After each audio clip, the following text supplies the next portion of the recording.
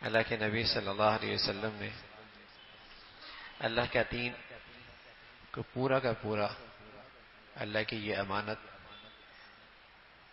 امت تک پہنچائی. الیوم اکملت لکم دینکم، یہ پورا کا پورا دین اللہ کے نبی نے اپنی امت تک پہنچایا. اب جب دنیا سے جانے لگے تو آپ نے جو سب سے آخری نصیحت فرمائی، دین پورا پہنچایا. اور جس دن دین مکمل ہوا آپ عرفات میں موجود تھے، اونٹنی میں موجود تھے، عصر کے بعد کا وقت تھا، اور آپ کی طرف سے اللہ کی طرف سے یہ پیغام آیا، الیوم اکملت لکم دینکم واتممت علیکم نعمتی ورضیت لکم الاسلام دینا. ہم نے آپ کا یہ دین مکمل کر لیا، یہ میری بہت بڑی نعمت ہے، اور اس دین کا نام ہم نے اسلام رکھا ہے،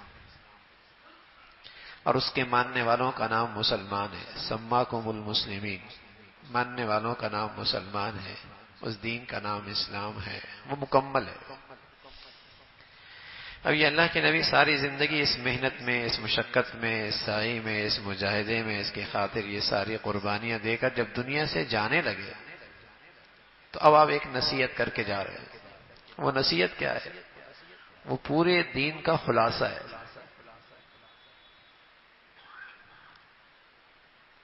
کہ اگر میری امت اس کو مضبوطی سے پکڑ لے گی تو اس کے لیے دین کے شاعرہ پہ چلنا آسان ہو جائے گا. اس کے لیے دینی زندگی پہ آنا آسان ہو جائے گا. تو ظاہر ہے اللہ کے نبی دنیا سے جا رہے ہیں تو آخری بات کوئی بہت ہی اہم ہوگی. اللہ کے نبی صلی اللہ علیہ وسلم کی اہلیہ حضرت عائشہ فرمانے لگی، اس وقت اللہ کے نبی میرے گود میں تھے، اور میری خوش نصیبی ہے کہ آپ کا اس دنیا میں جاتے ہوئے جو چیز آپ کے منہ میں گئی، سب سے آخری چیز جو آپ کے منہ میں گئی وہ میرا لعاب تھا. وہ میرا لعاب تھا، وہ آپ کے منہ میں گیا. یہ میری خوش نصیبی تھی کہ سب سے آخری چیز اس دنیا میں جو آپ کے منہ میں گئی وہ میرا لعاب تھا، اور آپ کی روح جو نکلی میرے گود میں نکلی. آپ علیہ الصلوۃ والسلام حضرت عائشہ کی گود میں تھے، سر آپ کا گود میں تھا رضی اللہ تعالیٰ عنہ. تو دیکھا کہ مسواک میری بہن کے پاس ہے تو آپ دیکھنے لگے. تو مجھے محسوس ہوا کہ آپ کو مسواک کی چاہت ہے. تو میں نے پوچھا اللہ کے رسول مسواک چاہیے؟ تو آپ نے یوں اشارہ کیا. تو میں نے وہ مسواک لی اور اس کو چبایا، نرم کیا، چبایا اور نرم کیا، اور پھر اللہ کے نبی صلی اللہ علیہ وسلم کو دیا. تو سب سے آخری چیز جو آپ کے منہ میں گئی وہ میرا لعاب تھا.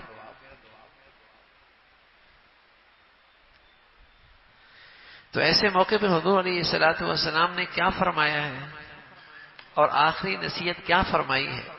حضرت علی بھی گھر کے آدمی ہیں، حضرت عائشہ بھی گھر کی ملکہ ہے، گھر والی ہے.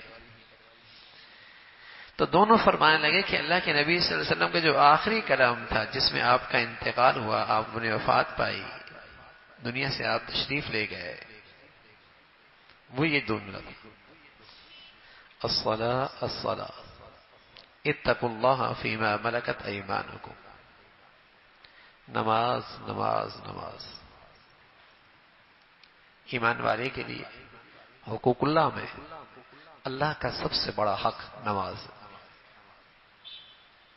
حقوق اللہ میں ایمان والے کے لیے اللہ کا سب سے بڑا حق نماز. تو آپ دنیا سے جاتے ہوئے الصلاۃ الصلاۃ الصلاۃ، لوگوں نماز نماز نماز. یہ حقوق اللہ میں اسلام کا سب سے بڑا فریضہ ہے.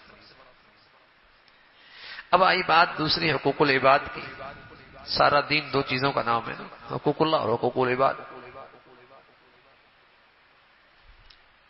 اگر حقوق اللہ میں مسلمان کی زندگی میں نماز اچھی ہو جائے،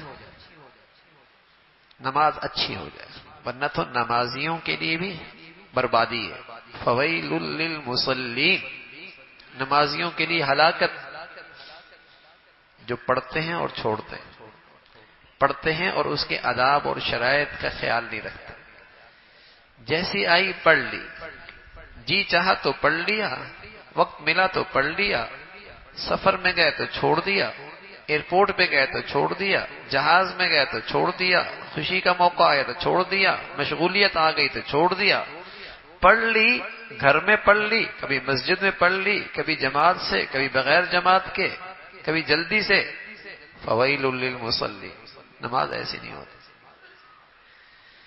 نمازی کب کامیاب ہے؟ قد افلح المؤمنون الذین هم فی صلاتهم خاشعون. نمازی کامیاب ہو گئے، ایمان والا کامیاب ہو گیا جب اس کی نماز میں خشوع ہو. والذین هم علی صلاتهم یحافظون. جب وہ اپنی نمازوں کی حفاظت کرنے والا ہو. وہ سفر میں نکلنے سے پہلے نماز کا وقت دیکھتا ہے. وہ اپنی میٹنگ سیٹ کرنے سے پہلے نماز کا وقت دیکھتا ہے.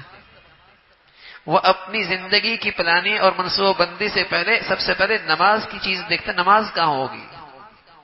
نماز. آپ ہی تو اپنی زندگی میں بہت ساری چیزیں دیکھ کر اگلے فیصلے کرتے ہیں نا. مسلمان 24 گھنٹے میں باقی جتنی ترتیب بناتا ہے نماز کو سامنے رکھ کے بناتا ہے. نماز پہلے تو مسلمان ایسے ہی کیا کرتے تھے. گھر بھی بناتے تھے نا، دیکھتے تھے گھر مسجد کے کتنا قریب ہے، جس میں آبادی ہو، جس میں میرے لیے پہنچنا آسان ہو، میرے بچوں کے لیے پہنچنا آسان ہو. یہ دیکھتے تھے. نماز تو اللہ کے نبی صلی اللہ علیہ وسلم پورا دین امت تک پہنچا کے گئے، لیکن آخر میں جو سب سے آخری نصیحت فرمائی نماز. الصلاۃ الصلاۃ الصلاۃ. تو حقوق اللہ میں، اسلام کے فرائض میں سب سے بڑا فریضہ نماز. ایک تو آپ نے اس کی تلقین فرمائی. دوسری بات اتقوا اللہ فیما ملکت ایمانکم. دوسری نصیحت حقوق العباد کی. حقوق العباد کی اور حقوق العباد میں تلقین فرمائی جو کمزور لوگ ہیں، جو تمہارے ماتحت ہیں، جو کمزور لوگ ہیں، ان کے حقوق کا خیال رکھنا. اب ظاہر ہے حقوق العباد میں جب کمزوروں کا خیال کرے گا تو طاقتور تو ویسے ہی اپنا حق لے لیتا ہے. با اختیار آدمی تو ویسے ہی اپنا حق لیتا ہے نا. یہ کہتا ہے میرا غصہ قابو میں نہیں آتا، لیکن کس کے سامنے؟ بعض جگہ تو بڑا قابو میں آ جاتا ہے، جہاں پتہ ہے نا کہ ری ایکشن اس سے زیادہ خطرناک آئے گا، سامنے والا اس سے بڑی انداز سے پیش آئے، وہاں تو غصہ قابو میں آ جاتا ہے. غصہ بھی ہوشیار ہے، کہاں قابو میں نہیں آتا، کہاں قابو میں آ جاتا ہے. تو اللہ کے نبی فرمانا کہ جو تو کمزور ہیں، حقوق العباد میں جو کمزور ہیں ان کے حقوق کا خیال رکھنا، حق تلفی نہ کرنا، خیانت نہ کرنا، زیادتی نہ کرنا، انصاف بے انصاف. بس اوقات ساری زندگی بہن نہیں مانگتی، کیا کروں مانگ کر، بھائی سے تعلقات ہی خراب ہو جائیں گے، نہیں مانگتی بیچاری. بس اوقات بیوی نہیں مانگتی، کیا مانگو اپنا حق، گھر ہی خراب ہو جائے گا، گھر ہی خراب ہو جائے گا. بس اوقات چھوٹا بھائی نہیں مانگتا، کیا مانگو، اس وقت میرا اختیار ہی گھر میں کچھ نہیں ہے، نکال دوں گا، نکال دے گا. ماتحت کمزور تمہارے معاشرے میں، تمہاری زندگی میں جو کمزور ہیں ان کا حق. اللہ کے نبی اتقوا اللہ، اللہ سے ڈرنا، اللہ سے ڈرنا. اب دیکھو نا ساری زندگی آپ نے اللہ کی نصیحتیں پہنچائیں، پیغام پہنچائے، دعوت دی، زندگی سکھائی، طریقہ بتایا، اخلاق بتائے، نصائح بتائے، تربیت فرمائی، لیکن جاتے جاتے آپ نے جن دو چیزوں کا انتخاب کیا اپنی نصیحت کے لیے، جو خلاصہ ہے، جو سارے دین کا خلاصہ ہے، حقوق العباد، حقوق اللہ کی روح ہے. اگر پورے حقوق اللہ کی زندگی اپنانی ہے تو اس کا پہلا سرا نماز ہے. اس کو کتنا بڑھیا کر سکتے ہو، کتنا شاندار کر سکتے ہو، کتنا اعلیٰ کر سکتے ہو. نماز کے بغیر کوئی آدمی انصاف کی زندگی گزار ہی نہیں سکتا. نماز کے بغیر کوئی آدمی انصاف کی زندگی گزار ہی نہیں سکتا. یہ ظالم ہے، یہ اللہ کا حق ضائع کرتا ہے. کمزوروں کے حق ادا کیے بغیر کوئی آدمی انصاف کی زندگی گزار ہی نہیں سکتا. یہ ظالم ہے، یہ کمزوروں کا حق ضائع کرتا ہے. تو سب سے بڑا حق نماز رمضان کا آخر ہے، اختتام پذیر ہو رہا ہے. اگر ہم اسی کو پکڑ لیں، نماز بڑھیا کریں گے. کچھ ایسے بھی ہوتے ہیں جن کی زندگی بھر جماعت نہیں رہتی، اور کچھ ایسے بھی خوش نصیب ہوتے ہیں جن کی تکبیر اولیٰ بھی نہیں رہتی، جن کی زندگی بھر جماعت نہیں رہتی. کچھ ایسا بھی کر لینا.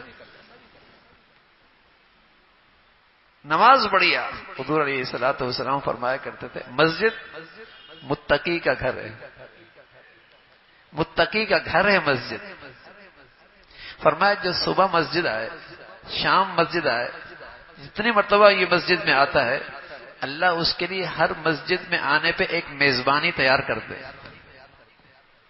اس کے لیے ایک دسترخوان تیار کرتے ہر دفعہ، کیونکہ یہ اللہ کا مہمان بن کے آتا ہے، کیونکہ مسجد اللہ کا دربار ہے.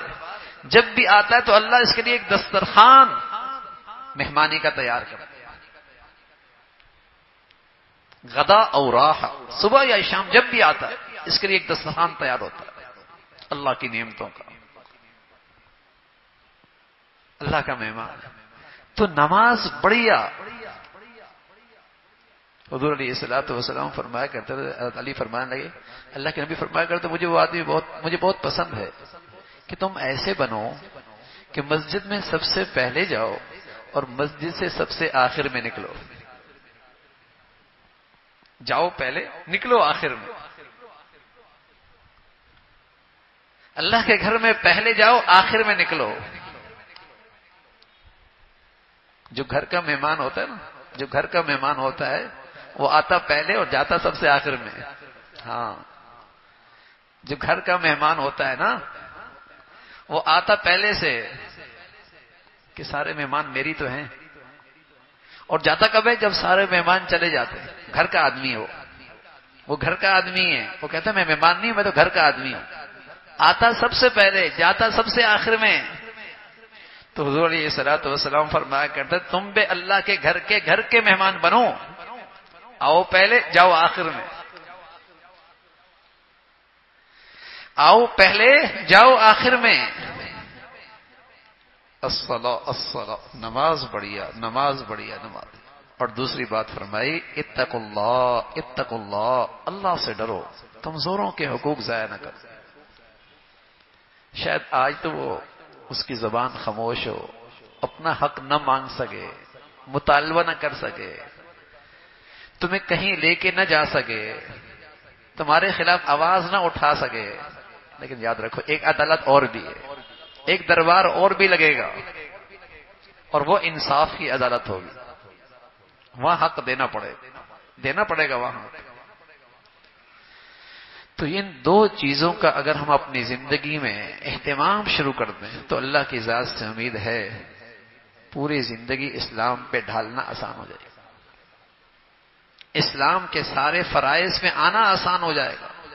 یا تو آدمی حقوق اللہ میں ڈنڈی مارتا ہے یا حقوق العباد میں ڈنڈی مارتا ہے، یا حقوق العباد میں خیانت کر رہا ہوتا ہے، غلط کر رہا ہوتا ہے، زیادتی کر رہا ہوتا ہے، انصافی کر رہا ہوتا ہے، یا حقوق اللہ میں غلطی کر رہا ہوتا ہے. تو آپ نے جاتے ہوئے پورے اسلام کا خلاصہ بتا دیا. تو ہم بھی رمضان کے آخر میں ہیں بھائی، ہم بھی اپنے نبی کی یہ آخری نصیحت اپنے پلے باندھ لیں اور اس پہ استقامت کا مظاہرہ کریں کہ کچھ بھی ہو جائے نماز بڑھیا، نماز جماعت کے ساتھ، نماز نوافل کے ساتھ، نماز سنن کے ساتھ، اور نماز ہر حال میں، سفر، حضر، خوشی، غمی، صحت، بیماری، نماز مسلمان کی نماز ہر حال میں. اور اس کو میں کتنا اچھا کر سکتا ہوں، کتنا بڑھیا کر سکتا ہوں. ماشاءاللہ ماشاءاللہ.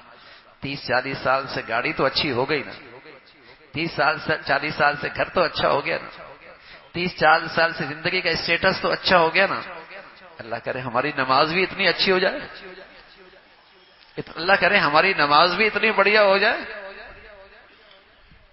پہلے پڑھتے تھے 3-4 پڑھتے تھے، پہلے پڑھتے تھے 5 پڑھتے تھے، پہلے پڑھتے تھے بس پڑھ لیتے تھے، لیکن اب پڑھتا ہے، جماعت بھی پڑھتا ہے، سنتی بھی پڑھتا ہے، نوافل بھی پڑھتا ہے، رات کو تہجد بھی پڑھتا ہے، اور سبحان اللہ ایسے آرام سے پڑھتا ہے کہ ایسا لگتا ہے اس کو مزہ. نماز میں وہی بات جو میرے نبی کو ہوا کرتی تھی، نماز میرے دل کو سکون ملتا ہے، نماز سے میری آنکھیں ٹھنڈی ہوتی ہیں، نماز سے میری آنکھیں ٹھنڈی ہوتی ہیں. بلال کھڑے ہو جاؤ، اذان کہو، میری آنکھیں ٹھنڈی کرو، ایسا مزہ آ رہا ہے اس کو نماز میں. اللہ ہمیں ایسا بڑیا نماز نصیب فرمائے، اور ہمیشہ حقوق العباد کا بھی خیال، رعایت اور اس کی فکر اور اس کا اہتمام نصیب فرمائے.